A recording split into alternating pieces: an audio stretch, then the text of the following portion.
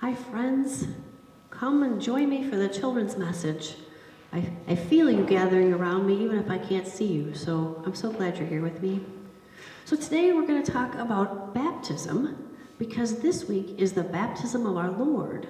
And so in the service and whatever, we'll talk about Jesus' baptism, but we also need to think about baptism in general, right? Think about baptism. Can you remember your baptism? I bet you can't, because you were probably too little. But I bet you've heard stories about your baptism.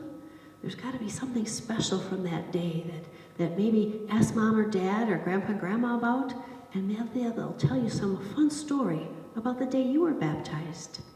And maybe, if you don't know the date of your baptism right now, ask them about it. And if you were baptized here in this place and you don't know the exact date, call the office and Chris will be able to help you with that. But as you think about your baptism date, and when you find out what it is, think about celebrating that day and remembering your baptism, because that's such a special day for you, that God claimed you as his own child, and you were welcome to the family of God. And it's just such a neat feeling that it's something to be celebrated. And some of you may have the candle from when you were baptized. You could light that and celebrate that. So think about finding out when your baptism is and celebrate that day. And in our house, Pastor John just celebrated his baptism birthday because it was January 1st, so his is an easy day to remember. But we celebrate that day as he was claimed as a child of God. And then I think about mine, and I had to search for my date, because mine isn't so easy as January 1st. But my day is May 22nd. And so on that day, I remember the day that God claimed me. And when we think about Rebecca, because, she was adopted, and so she wasn't baptized at the orphanage, so Pastor John got to baptize her, and that was such a cool thing. And I remember that day because it was in October. We'd got Rebecca in September, and then in October, Pastor John got to baptize her, and we had a full church. People came to be a part of Rebecca's baptism. And the church, because it was October, was the time when the quilting ladies, they had gathered all their quilts, and so all the pews in the church were full of quilts that were going to be sent to Lutheran World Relief, and we were going to bless them that day. So we were surrounded by the love of those quilts and this love of people.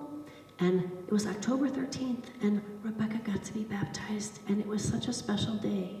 So think about your baptism, and it's being such a special day. And on that day, remember what happens? When you're in church here and you watch baptisms, what do we do? Do you remember what happens, where we gather? We gather right up here, don't we? Right by the font. And we splash the water, right? There's the water, we pour the water, the acolyte pours the water. And then, when it's time for the baby to be baptized, we take the water and we put the sign of the cross on their forehead, right? To remind the child that they are a baptized child of God. And sometimes when we remember our baptism, we invite you to come forward and stick your finger in the water and put the cross on your forehead and remind you that you were a child of God. And if you were here this week with me, when you came up and we celebrated the baptism of our Lord, when you went back to your seat, I would invite you to stick your finger in the water and stop by somebody on the pew on your way back to your seat and put the cross on their forehead and remind them that they are a child of God. So maybe where you are right now, you won't have the water from this font, but just put the sign of the cross on somebody around you and say, remember, you are a child of God. God claimed you in baptism. So go ahead and take a minute and do that with who's ever in the room with you. Put the cross on their forehead and say, you are a child of God. Remember that. Okay? All right. So let's read the story from the Bible too, okay? All right.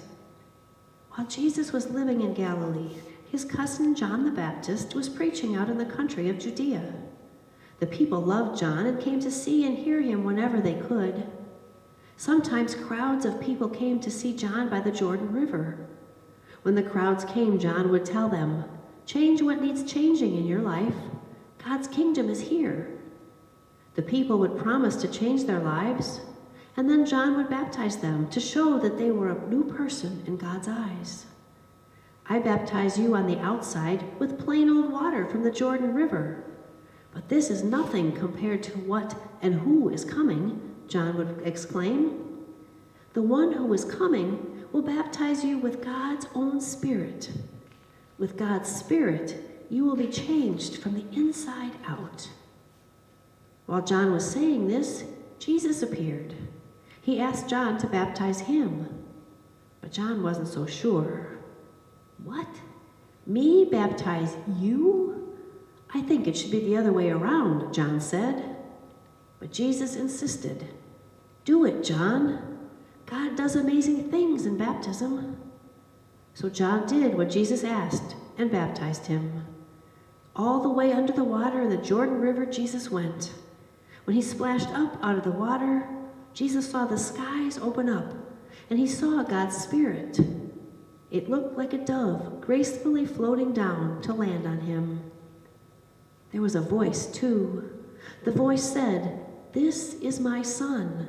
He has been chosen and marked by my love.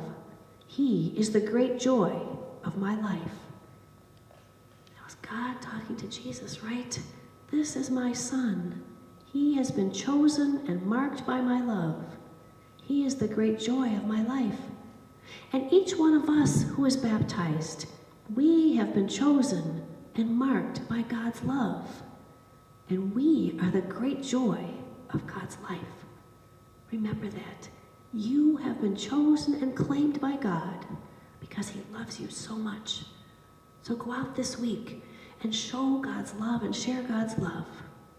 And don't forget to share the sign of the cross.